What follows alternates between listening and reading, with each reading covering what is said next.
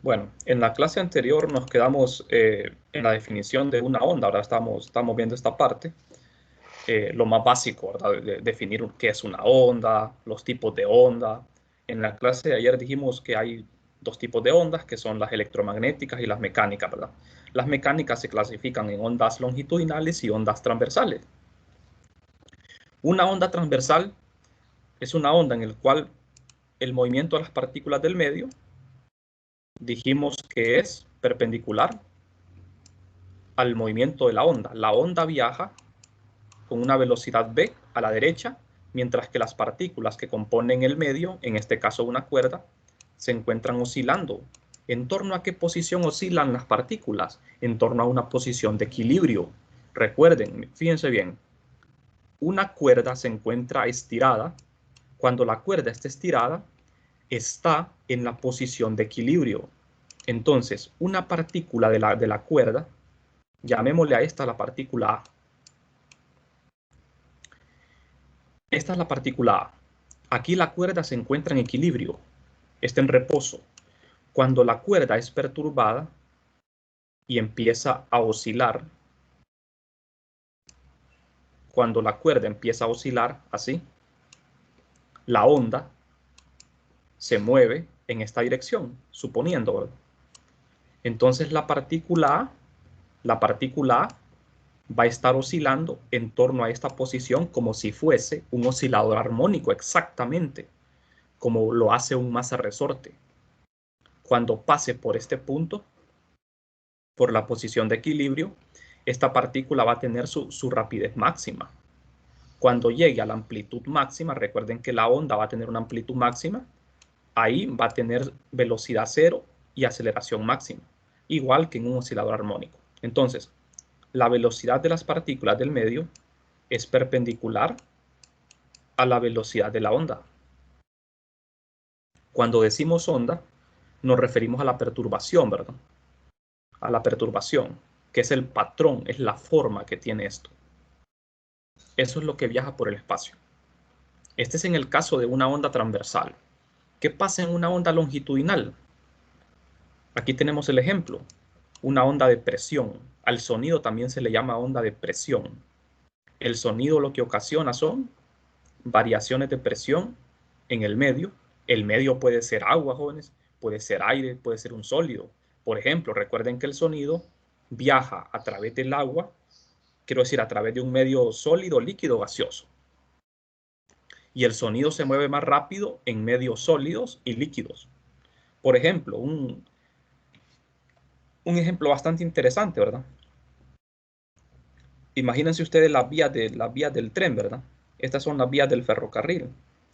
Imagínense que aquí está una persona parada y el tren se encuentra a unos 50 metros de esta persona, de manera que esta persona no puede escuchar el sonido del tren porque el tren está muy lejos. Pero ¿qué pasa si esta persona pone la oreja junto a las vías del tren? Las vías del tren son de acero. ¿Qué pasa? Entonces la persona va a poder escuchar el sonido del tren porque el sonido del tren se transmite a través de cualquier medio material, sólido, líquido, gaseoso. La atmósfera es un gas. Entonces el sonido viaja más rápido en medios sólidos como el acero.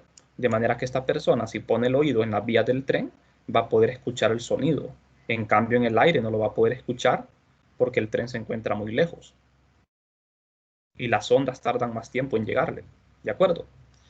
Entonces, pero sea como sea, el sonido es una onda de presión. Lo que hace es una onda de presión es justamente lo que ustedes ven aquí en la figura. Provocar zonas de baja presión y zonas de alta presión. Ahora, esto lo que hace el sonido o una onda longitudinal en general se puede modelar como una onda senoidal.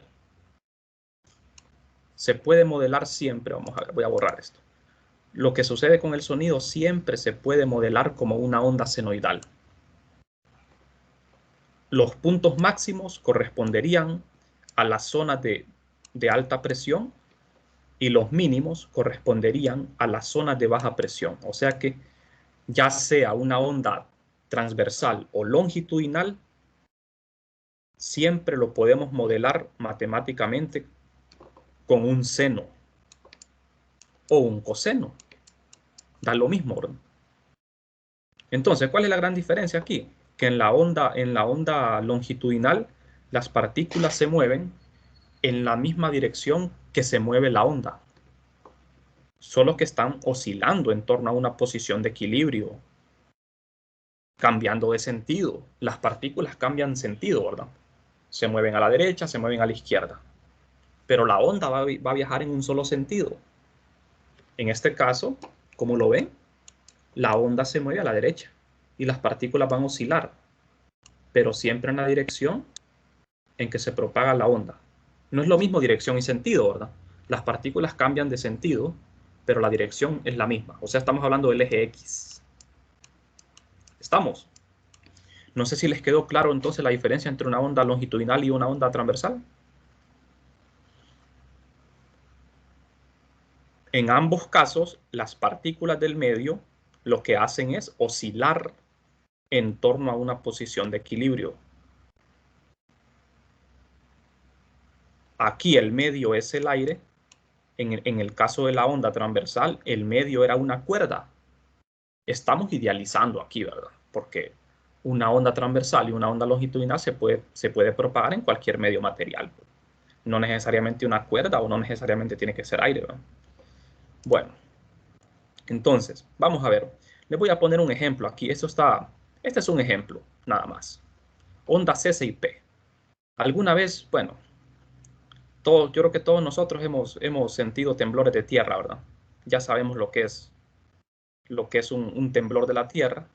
Entonces, ustedes dirán, bueno, y toda la teoría que a mí me enseñan en física, ¿para qué me sirve? Pues la verdad que en ingeniería se aplica toda la física, ¿verdad? Todos los conocimientos que uno adquiere, uno los va a aplicar en algún momento. Entonces, esto tiene enormes aplicaciones prácticas, lo que son ondas. Cuando hay un terremoto, lo que se produce en la Tierra son ondas tipo S y tipo P.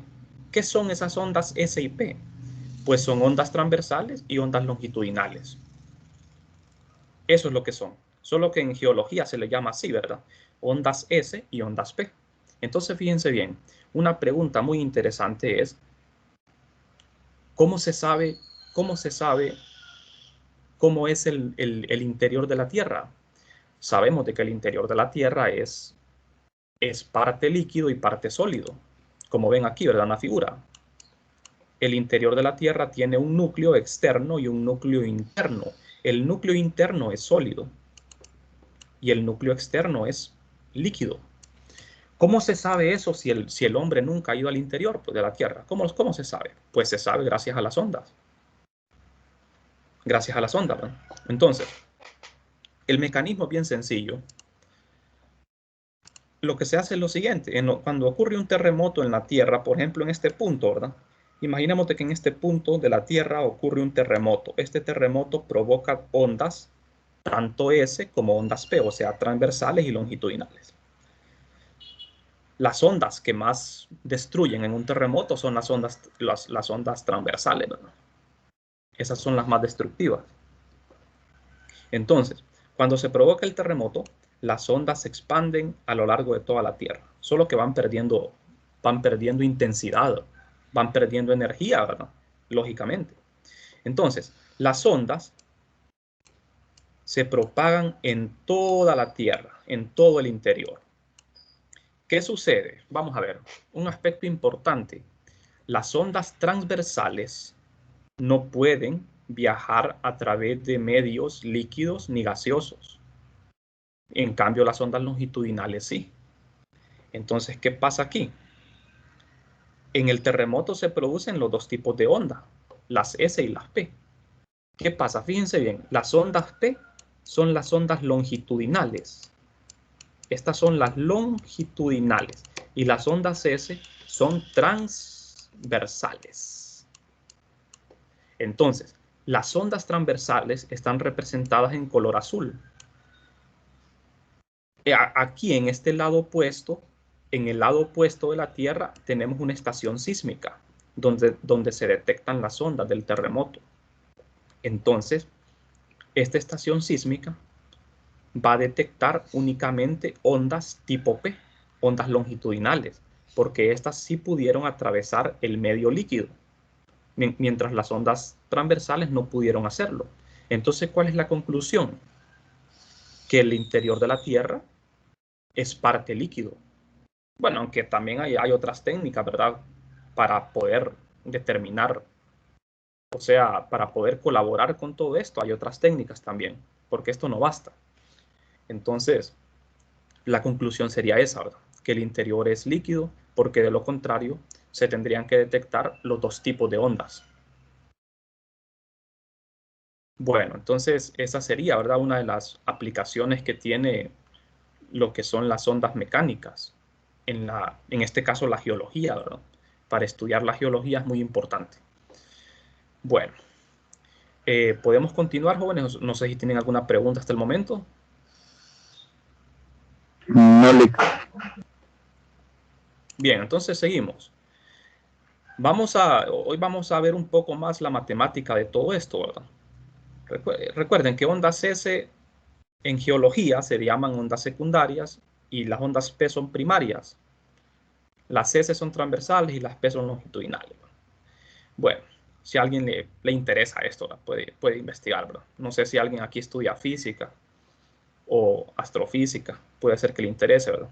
Bueno, las ondas P son más rápidas que las S también, ¿verdad? Es otra característica. Bien, vamos a analizar el día de hoy lo que son las ondas periódicas. O sea, vamos a tratar de hacer una descripción matemática de la onda. Necesitamos un modelo, ¿verdad? Para poder estudiar estas ondas. Entonces, estudiamos las ondas senoidales, que son ondas que exhiben MAS, movimiento armónico simple. Vamos a crear este modelo basándonos en esta pequeña ilustración acá. Imaginemos esto acá. Fíjense bien. Medio. Es muy importante el medio. ¿Quién es el medio? Es a través del cual se propaga la onda. Vamos a utilizar como modelo una cuerda. Ya les dije por qué, ¿verdad? Porque la cuerda es el ejemplo más fácil que podemos tener de una onda transversal. Y nos vamos a enfocar nosotros más que todo en ondas transversales. ¿De acuerdo? A esto vamos a dedicar casi toda este capítulo, a las transversales. ¿Por qué las longitudinales no? Porque, bueno, son un poquito más complejas, son más complicadas, mientras que las transversales son más sencillas, ¿verdad?, de describir, y las podemos ver en una cuerda, por ejemplo. En cambio, las longitudinales son un poquito más difíciles de ver. Bueno, entonces, aquí tengo el medio, que es una cuerda. Está en equilibrio, ¿sí? No ha sido perturbada. En este extremo izquierdo de la cuerda hemos conectado un bloque con un resorte. Ya saben por qué, ¿verdad? Porque el bloque y el resorte es un oscilador armónico. Y la onda sinusoidal va a exhibir movimiento armónico simple. Las partículas de este medio. Jóvenes, vamos a ver. Cada partícula de la cuerda, que son infinitas, va a ser equivalente a un oscilador armónico. ¿Estamos? ¿Con qué frecuencia van a oscilar estas partículas? Van a oscilar con la misma frecuencia de este sistema masa-resorte. ¿Estamos? Bien. Un dato interesante acá. Fíjense bien. Vamos a hablar aquí. ¿Pueden apagar su micrófono, por favor, jóvenes? Bien. Aquí nosotros, jóvenes, vamos a hablar de dos velocidades, para que no, de ahora en adelante, no nos confundamos, ¿verdad? Vamos a hablar de dos velocidades, la velocidad de la onda y la velocidad de las partículas del medio. ¿Qué pasa con la velocidad de las partículas, jóvenes? ¿Cómo es la velocidad de las partículas del medio? Esa velocidad es Constante. variable. Es la velocidad de un oscilador armónico. La velocidad de un oscilador es variable. La Sí. velocidad constante va a ser la de la onda. La velocidad de la onda sí va a ser constante. O sea, onda, jóvenes, es el patrón. Recuerden, patrón es la forma. Lo que viaja en el medio es el patrón, con una velocidad constante v. Pero las partículas van a estar moviéndose verticalmente con velocidad variable. O sea que la velocidad de las partículas no es la misma que la velocidad de la onda. No es lo mismo. Bueno, entonces vamos a ver. Aquí tenemos esta ilustración un poco más detallada. Aquí el sistema ya entró en oscilación, o sea, ya fue perturbado. Cuando este masa resorte empieza a oscilar, perturba el medio. ¿Quién es el medio? La cuerda. Entonces, ¿qué es lo que produce aquí en la cuerda? Una onda que tiene forma de un seno. Es una onda sinusoidal. Ahora, ¿qué características tiene una onda? Pues aquí vamos a entrar ya en esos detalles y van a aparecer conceptos nuevos, como ser longitud de onda. La longitud de onda, que se denota con una letra griega lambda, representa la distancia entre dos crestas o valles. Es una distancia, se mide en metros. Las crestas, jóvenes, son los puntos más altos de la oscilación y los valles los puntos más bajos en la onda. Entonces la distancia entre dos crestas sucesivas o dos valles sucesivos lo llamamos longitud de onda. ¿De acuerdo? Bueno, fíjense bien. Aquí tengo representados tres puntos. El punto A, el punto B y el punto C. El punto A, B y C son partículas que tienen una masa. Son osciladores armónicos. Exactamente como este. Son osciladores armónicos. Estas partículas, jóvenes, no están en fase, están desfasadas, como ven ustedes. ¿A qué me refiero con eso? Están desfasadas, o sea, no están oscilando en fase. Como ven, la partícula B, en este instante de tiempo, se encuentra en el equilibrio, donde su velocidad es máxima. La partícula A está fuera del equilibrio y la partícula C también se encuentra fuera del equilibrio, pero con una distancia positiva, y la partícula A con con un desplazamiento negativo. O sea, las tres partículas están fuera de fase. ¿De acuerdo? Bueno, la amplitud, ¿verdad? Este concepto es lo mismo que en el oscilador armónico. La amplitud es el desplazamiento máximo que va a tener una partícula del medio con respecto al equilibrio, y el equilibrio es esta línea punteada. Esta velocidad v, jóvenes, es la velocidad con que se propaga el patrón, la onda, la perturbación. ¿Estamos? Bueno, entonces, ahora, una pregunta aquí, una gran pregunta. Sabemos de que la velocidad con que van a estar oscilando estas partículas es diferente a la velocidad de la onda. La velocidad de la onda es constante. La velocidad de las partículas es variable. Pero ¿se puede dar el caso de que la rapidez de las partículas en algún momento sea igual a la rapidez de la onda? Pues sí, sí se puede dar ese caso. De hecho, hay un problema interesante, ¿verdad? Que consiste en demostrar que las partículas hay un instante en el cual tienen la misma rapidez que la onda, pero solo un instante. ¿De acuerdo? Bueno, también las partículas de la cuerda van a oscilar con la misma frecuencia. Eso creo que les queda claro, ¿verdad? Las partículas van a oscilar con la misma frecuencia porque todas las partículas son osciladores armónicos. Van a tener la misma frecuencia de oscilación que este bloque. ¿Estamos? Bueno, entonces ya con estos conceptos ya digamos, aclarados, vamos a empezar a definir ya nuestro modelo, ¿verdad? Entonces, aquí tenemos la onda senoidal. Tenemos marcada aquí la amplitud, tenemos la longitud de onda y tenemos la rapidez de la onda. Asumimos de que la onda viaja en este caso a la derecha. Recuerden que las ondas, estas ondas son viajeras, señor. Estas ondas son viajeras. Pueden viajar a la derecha o pueden viajar a la izquierda. Por ahora, en este modelo, estamos asumiendo que la onda, jóvenes, es infinita. Ese es un punto importante aquí. Asumimos de que esta onda es periódica y es infinita. Se va hasta el infinito, ¿verdad? No tiene fin. ¿Qué pasara si esta cuerda tuviese fin? O sea, si la cuerda estuviese atada en los dos extremos. Entonces aquí ya entramos en otro tema. Ese tema sería para después, ¿verdad? Es el tema de las ondas estacionarias, que lo vamos a estudiar al final de esta unidad. Entonces, por ahora, asumiremos que la onda tiene una extensión infinita. Es un modelo ideal. Bueno, y también asumimos de que no pierde energía, ¿verdad? De que la onda oscila con una amplitud constante. ¿Qué pasa con las ondas en la vida real? Van perdiendo energía, ¿verdad? Se van debilitando, así como en los terremotos, ¿verdad?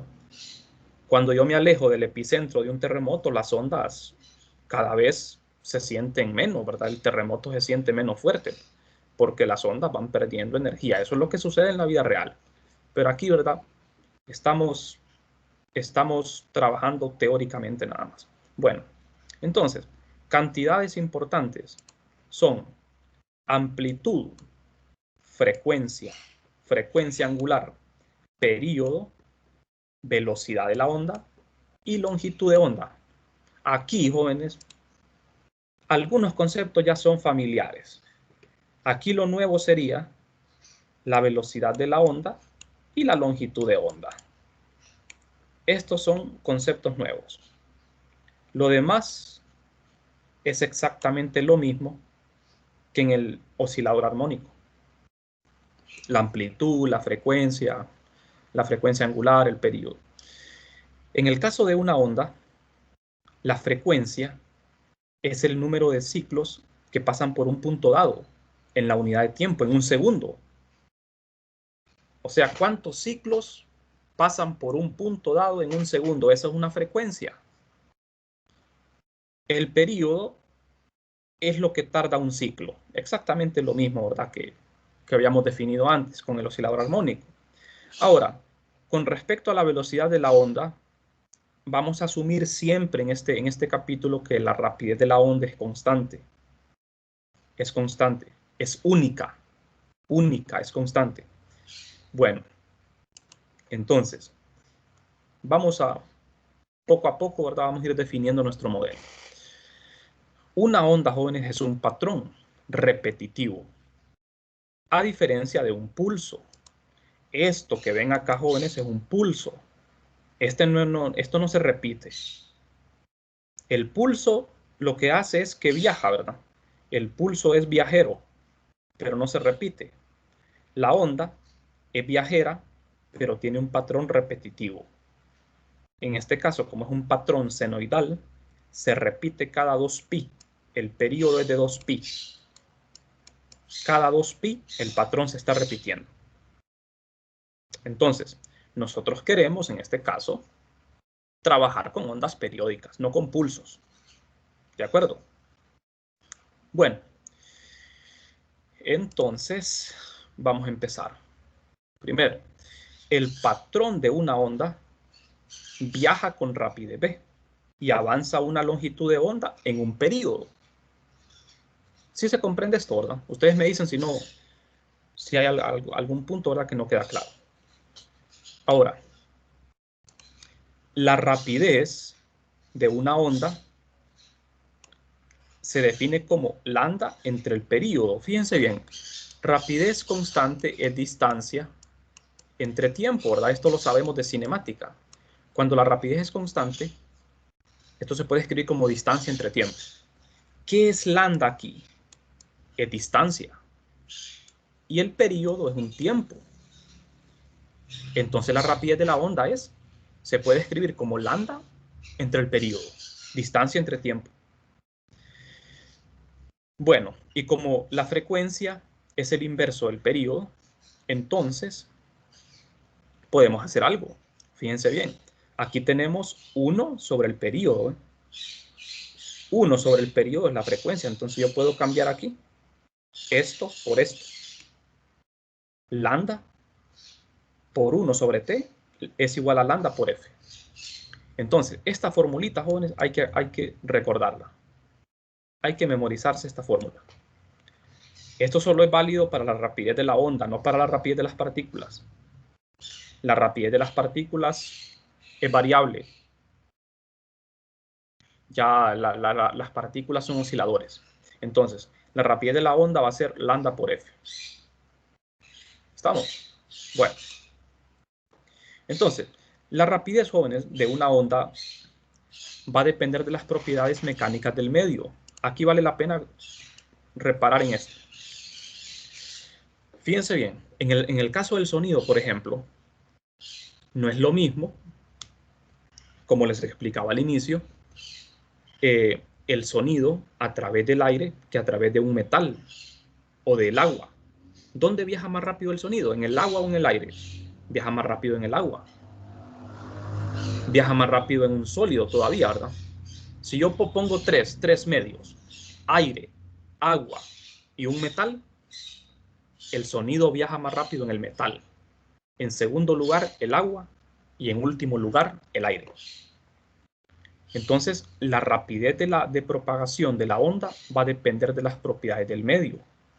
En el caso de una onda transversal, lo mismo. Va a depender de las propiedades mecánicas del medio, como ser la densidad, la temperatura. Por ejemplo, en el caso del sonido, la temperatura también afecta la velocidad. La temperatura también es un factor importante, aunque aquí no vamos a hacer caso de esas cosas, ¿verdad? Bueno, entonces, pasando ya al tema importante, ¿cómo describir matemáticamente una onda?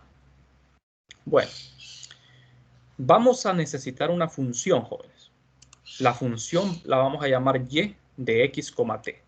Va a ser una función de dos variables, la variable x y la variable t.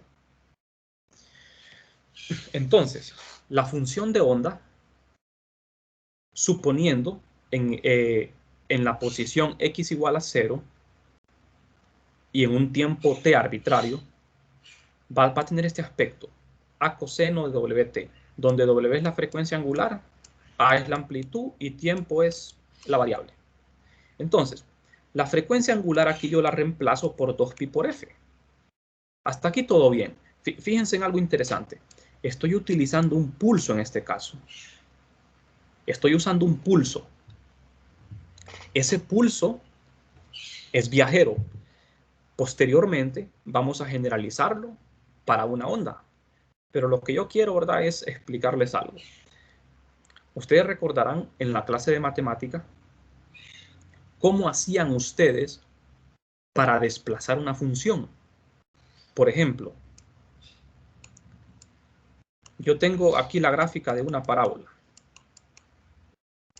Esta es la parábola y igual a x cuadrado. Tiene su vértice en el origen. ¿Qué pasa si yo quiero mover este gráfico a la izquierda o a la derecha? Si yo lo quiero mover a unidades a la derecha, ¿qué tengo que hacer? En el argumento,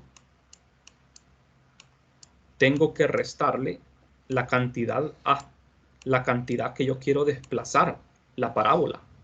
Entonces, al restarle en el argumento la cantidad a, yo lo que hago es desplazar el gráfico a la derecha. Si yo lo quisiera desplazar a la izquierda, le pongo un signo más. Si le pongo el signo más ahí a la A, lo estaría desplazando a la izquierda. ¿Por qué les digo esto? Porque fíjense en algo. Cuando yo escribo coseno de WT, ese coseno no es un coseno viajero. Pero ¿qué pasa si en el argumento de ese coseno hago lo que hice con el gráfico de una parábola? Entonces yo lo que haría es hacer que ese gráfico del coseno se estuviese desplazando, o sea, un coseno viajero. ¿Me explico?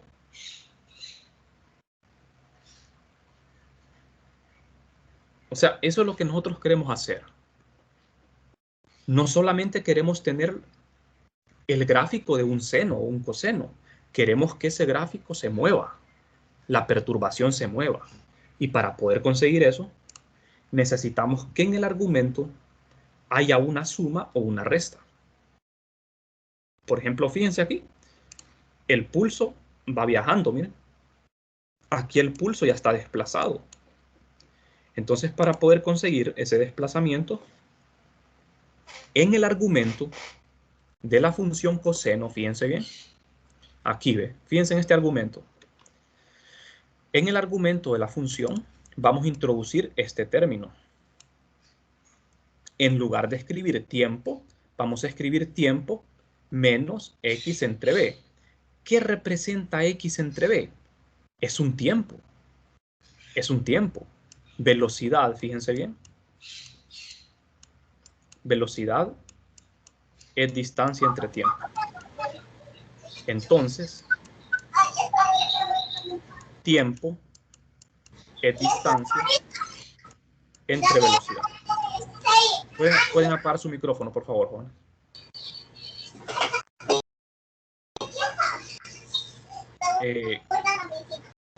Si me hacen el favor de apagar el micrófono. Bueno, gracias. Entonces, tenemos el tiempo despejado de la fórmula de velocidad constante, ¿de acuerdo? Entonces, fíjense bien, es lo mismo acá. Tiempo, distancia entre velocidad. Solo que aquí la distancia es x. La velocidad es la velocidad de la onda, ¿de acuerdo? Esta es la velocidad de la onda. Entonces, en el argumento del coseno tengo w por t, ¿verdad? Este era el argumento original del coseno. W por t. Entonces ahora hemos desplazado el gráfico x entre b unidades a la derecha, porque el signo es menos. Entonces esto representa, jóvenes, un coseno viajero, un gráfico que está desplazado, que va variando conforme el tiempo, ¿verdad? Está desplazado en el tiempo, jóvenes. Esa es la gran diferencia con el ejemplo que yo les puse de la parábola. La parábola yo la desplazaba en el espacio. Esto lo estamos desplazando en el tiempo. O sea, es un pulso viajero. ¿Estamos de acuerdo?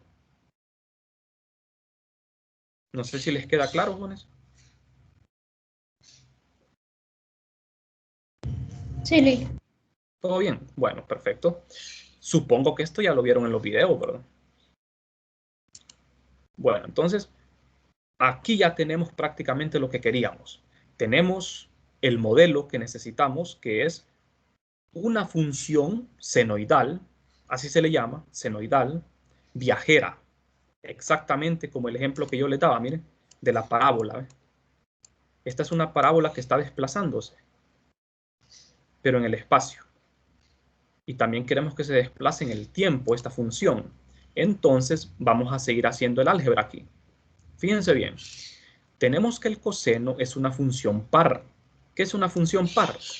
Una función es par si yo le cambio el signo a la variable, la función no cambia de signo. La función se queda igual. Un ejemplo de una función par, x cuadrado. ¿Qué pasa si yo le cambio el signo a la x?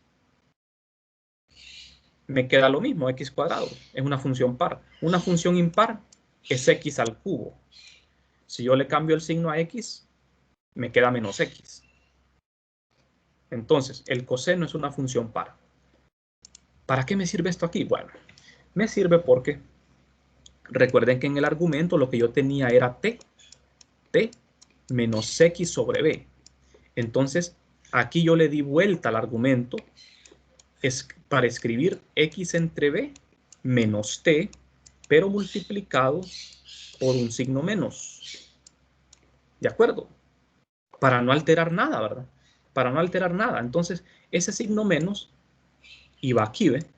Pero como el coseno es par, se queda positivo. No pasa nada. ¿De acuerdo? ¿Por qué se hace este cambio? Es una cuestión porque es una cuestión, digamos, es la costumbre. Se acostumbra a poner siempre en primer lugar en el argumento posición y en segundo lugar tiempo. Bueno, entonces, la velocidad ya sabemos de qué es lambda por f. Ahora, f entre b es igual a 1 sobre lambda. ¿Y esto para qué? ¿Esto para qué me sirve? Bueno, fíjense en el argumento. Fíjense en el argumento acá. Acá tengo f, ¿ve? Entonces, vámonos acá. A coseno 2pi. El 2pi no se toca. Aquí tengo f. F entre b. Si yo multiplico f por lo que está dentro de paréntesis, me queda f entre b. ¿Quién es f entre b? Es 1 entre lambda. ¿Se dan cuenta? Ahora, por eso aparece x entre lambda. Ahora, f también es el inverso del período. De manera que cuando yo multiplico f por t, en vez de f, pongo 1 sobre t. Esto es para que esto me quede dimensionalmente correcto. X entre lambda, ambos son distancias. Tiempo entre periodo, ambos son tiempos. ¿De acuerdo? Entonces, seguimos. Ahora, bueno, para seguir simplificando esta función, vamos a tener que hacer uso aquí de otras cantidades que hasta ahora no las conocemos. 2pi, este 2pi lo voy a multiplicar también por cada término que está entre paréntesis. 2pi entre lambda es lo que se conoce como número de onda. Y 2pi entre t es lo que se conoce como frecuencia angular. Entonces ya con eso se va simplificando todavía más nuestra expresión para tener esta forma tan bonita que ustedes ven ahí. Esta sería la forma definitiva de nuestra función de onda. Esta es la forma estándar en que se representa una onda viajera. Se le llama onda viajera.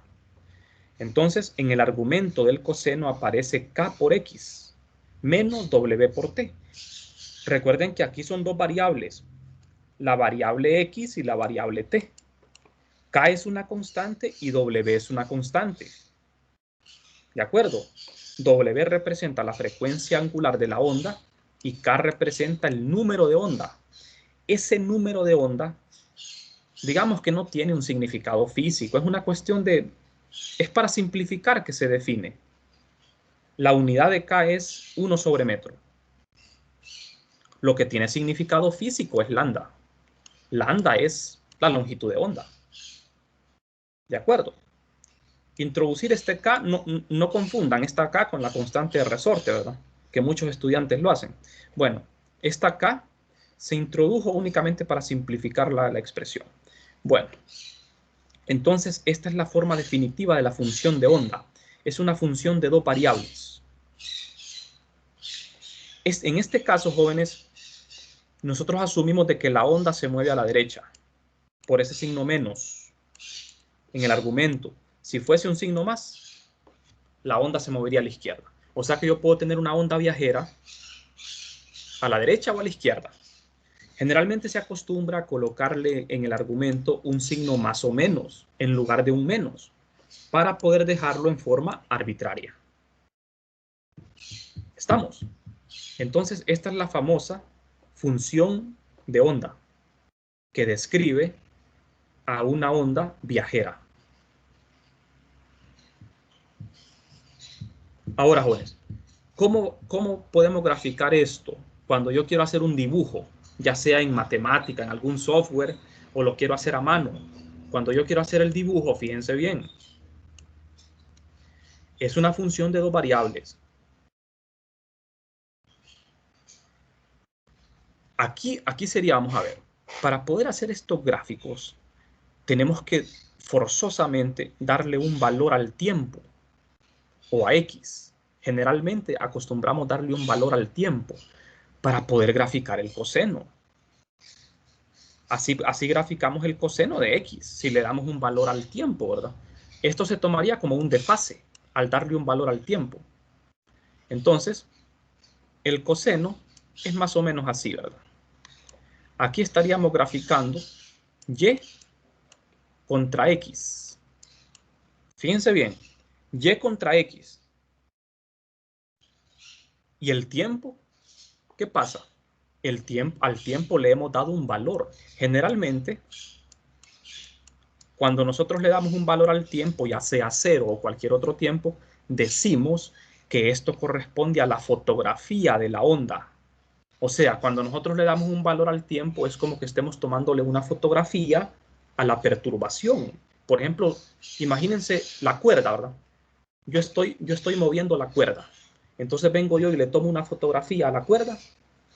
Ese es un instante de tiempo en el que yo tomé la foto. Ese instante de tiempo yo le puedo llamar t igual a 0 para poder hacer el gráfico de y en función de x. O sea que en el libro, en todos los problemas, cuando ustedes vean una onda, ese dibujo corresponde a un instante de tiempo determinado. Es una instantánea, una fotografía de la perturbación. ¿De acuerdo? Porque de lo contrario lo que tendríamos que observar es la onda moviéndose. Bien, jóvenes, no sé si tienen preguntas hasta acá.